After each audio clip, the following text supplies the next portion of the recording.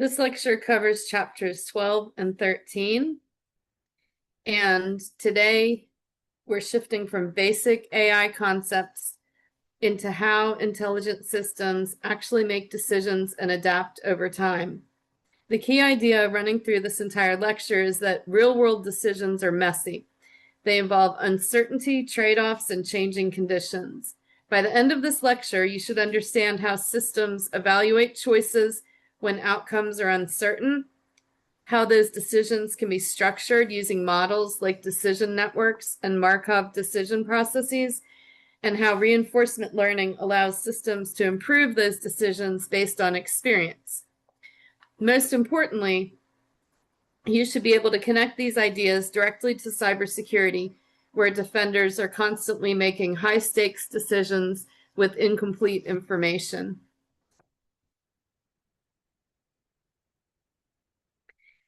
At the most basic level, decision-making starts with preferences. Any intelligent system takes actions, and those actions lead to outcomes. Some outcomes are better than others, so the system needs a way to compare them. A rational agent is simply one that tries to choose the action that leads to the best outcome based on its preferences. The challenge is that in most real situations, the agent does not know exactly what will happen. It may only have partial information or uncertainty about the results of its actions. Even so, it still has to act. Doing nothing is still a decision, and often a risky one. So this example, the delivery robot decision, it makes the idea of decision-making under uncertainty concrete. The robot has choices. It can take a short path or a longer, safer path, and it can choose whether or not to protect itself with padding. Each combination of choices leads to different possible outcomes, and those outcomes depend on uncertainty, such as whether an accident occurs. The important point here is not the details of the diagram, but the structure. The robot is not choosing a single guaranteed outcome. It is choosing between actions that have different risks and consequences. Some choices are faster but riskier. Others are safer but slower or more costly. This is exactly how real decision-making works. You are not picking outcomes, you are picking between uncertain possibilities.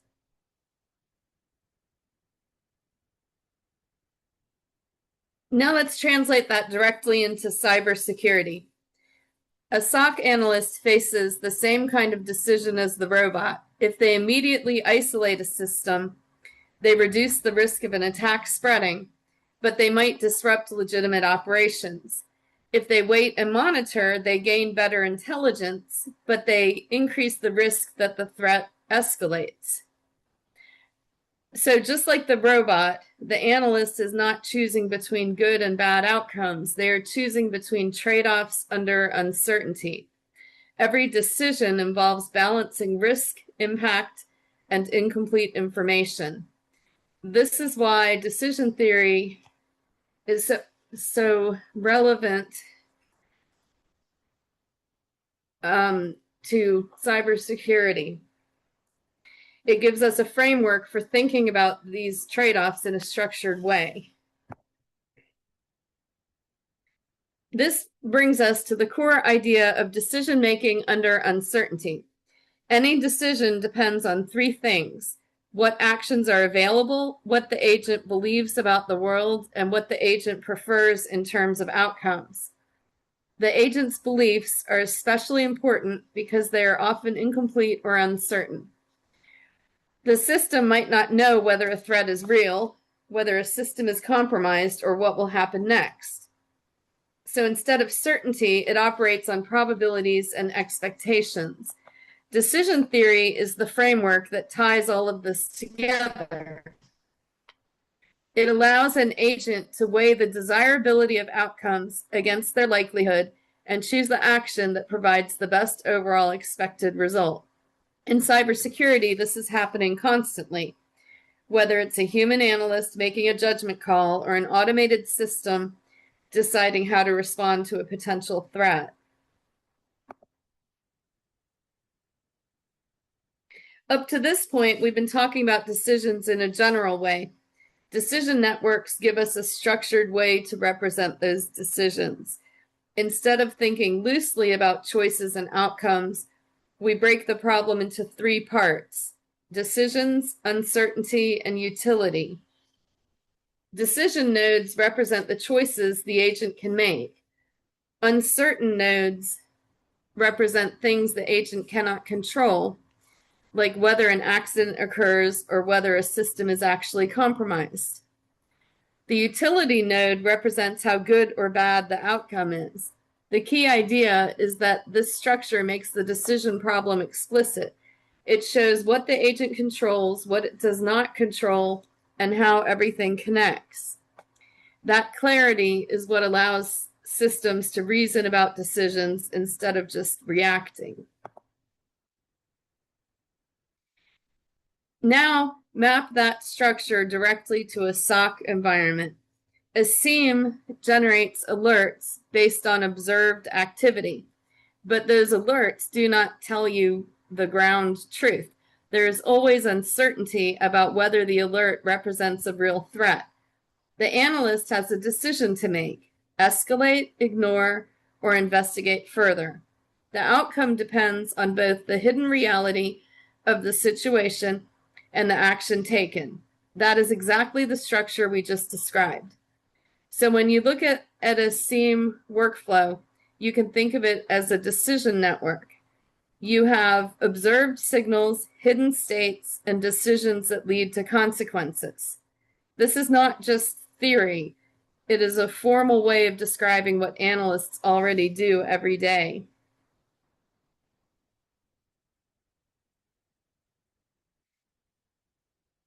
Now we'll talk about policies. A policy is a simple rule for making decisions. Instead of deciding from scratch every time, the agent follows a mapping from situations to actions. In other words, when the system observes a particular set of conditions, the policy tells it what to do. This could be something simple like, if the alert severity is high, escalate, or something more complex based on multiple factors. Policies are important because they turn decision-making into something systematic. Rather than reacting inconsistently, the system applies a consistent strategy across situations. Later in the lecture, we'll see how systems can actually learn better policies over time.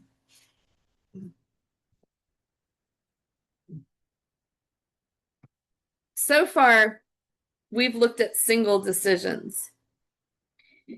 But most real problems involve a sequence of decisions over time. Decision theoretic planning extends these ideas into that setting. Here, the agent is not just choosing one action. It is trying to maximize outcomes over a series of steps where each action can affect what happens next. The environment may be uncertain and the outcomes of actions may not be fully predictable. The important shift is that we are now thinking ahead. The agent is not just asking, what is the best action right now? It is asking, what sequence of actions will lead to the best overall outcome? That is a much more realistic model of how decisions work in complex systems.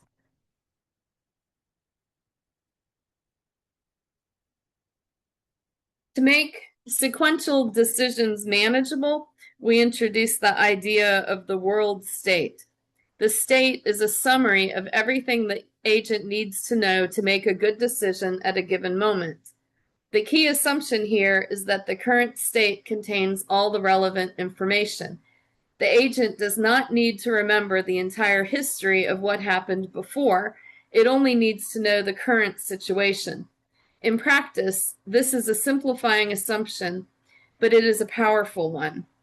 It allows us to model complex, evolving environments in a way that is still tractable. In cybersecurity, this might mean representing the current condition of a system, the alerts being observed, and the known threat indicators. without needing to track every past event explicitly. Now we bring everything together with Markov decision processes, or MDPs. An MDP is a formal way to model sequential decision-making under uncertainty. At a high level, an MDP includes a set of possible states, a set of actions the agent can take, and a way to describe how actions change the state of the system. It also includes rewards, which tell the agent how good or bad each action is in a given situation. The key idea is that the agent is not just making a single decision. It is operating over time, taking actions, observing outcomes, and trying to maximize its overall reward. This is the foundation for modeling adaptive systems. In cybersecurity, this idea shows up everywhere. Defense is not a one-time action. Every response changes the environment. If you block an IP, the attacker may switch tactics. If you reset credentials, they may attempt privilege escalation somewhere else. Each action affects what happens next, which means defenders are constantly operating in a sequence of decisions. This is why cybersecurity maps so naturally to the MDP framework. You are always responding to the current state of the system, making a decision, and then adapting to whatever happens next. Static defenses fail because they do not account for this ongoing interaction. So far, we've assumed that the system knows how the world works. In other words, it knows what will likely happen when it takes an action. But in many real situations, that information is not available. Reinforcement learning addresses this problem. Instead of being given a model of the environment, the system learns from experience. It takes actions, observes the results, and gradually improves its decision-making over time. The goal is still the same: maximize long-term reward. The difference is that the system has to figure out what works through trial and error, rather than relying on a predefined model. Reinforcement learning may sound abstract, but it shows up in very familiar situations. In games, an agent learns which strategies lead to winning and which lead to losing. A dog learns through rewards and corrections about which behaviors are desirable. And a robot learns how to complete tasks efficiently while avoiding actions that cause damage or failure. In each of these cases, the system is not given a perfect set of instructions ahead of time. Instead, it improves through interaction with its environment.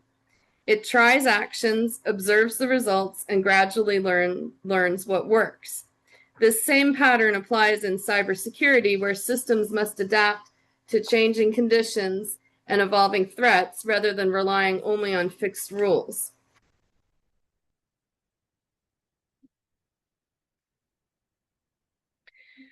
Reinforcement learning is built on experiences. The system observes a sequence of events. It is in some state. It takes an action. It receives a reward, and it transitions to a new state. Over time, these experiences accumulate. The system uses them to learn which actions tend to lead to better outcomes. At every step, it faces a choice. Should it try something new to gain more information, or should it stick with what it already believes is the best option? This ongoing cycle of acting, observing, and updating is what allows reinforcement learning systems to adapt in dynamic environments. Reinforcement learning sounds straightforward, but it introduces several challenges. One of the biggest is delayed consequences. An action might not produce an immediate result, but it could have significant effects later. This makes it difficult to determine which action was responsible for a particular outcome. Another challenge is that the value of an action depends on what happens afterward. A decision that looks good in the short term might lead to worse outcomes later, depending on future choices. Finally, there's the exploration versus exploitation problem. The system has to balance trying new actions to learn more about the environment with using knowledge it already has to achieve good results. This trade-off is central to reinforcement learning and shows up clearly in cybersecurity contexts.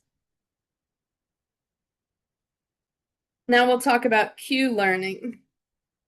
Q learning is one of the best known reinforcement learning methods. The basic idea is that the system keeps an estimate of how useful each action is in each situation. As it gains experience, it updates those estimates and gradually improves its choices. What makes Q learning powerful is that it learns directly from experience rather than requiring a full model of the environment in advance. The agent tries actions, observes the result, and adjusts its estimates and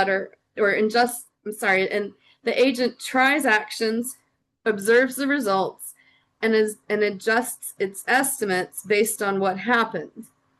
Over time, that allows it to favor actions that tend to produce better long-term outcomes. So instead of being hand-programmed for every situation, the system learns which decisions are more effective. In cybersecurity, this kind of learning can be very useful. A system may observe sequences of events such as unusual login attempts, privilege escalation, lateral movement, or suspicious data access. At first, it may not know which combinations of behavior indicate a real attack. But as it sees more examples and learns from outcomes, it can begin to recognize which patterns are associated with genuine threats. This allows the system to adapt over time instead of relying only on static signatures or predefined rules. That is an important shift because attackers constantly change tactics, and a rigid system will always be playing catch-up. One of the central challenges in reinforcement learning is the trade-off between exploration and exploitation. Exploitation means choosing the action that currently seems best based on what the system has already learned. Exploration means trying other actions in order to gather more information. Both are necessary. If the system only exploits, it may settle too quickly on a strategy that is merely good enough rather than truly optimal. But if it only explores, it wastes time and resources trying actions that may be poor choices. The goal is to balance learning with performance so the system keeps improving without becoming reckless or inefficient. And so finally, applying that concept to cybersecurity, this same tension that we just described appears in cybersecurity operations all the time. A security team can focus on known threats and respond quickly to familiar indicators, which is efficient and often effective. That is a form of exploitation. But if the team never investigates unusual or ambiguous signals, it may miss new attack methods or emerging patterns. On the other hand, investigating every odd signal is not practical. It consumes time, increases analyst fatigue, and can overwhelm the team with false positives. So defenders, like reinforcement learning systems, have to strike a balance. They must respond efficiently to what they already know while still leaving room to learn about new threats. And that concludes the lecture on chapters 12 and 13.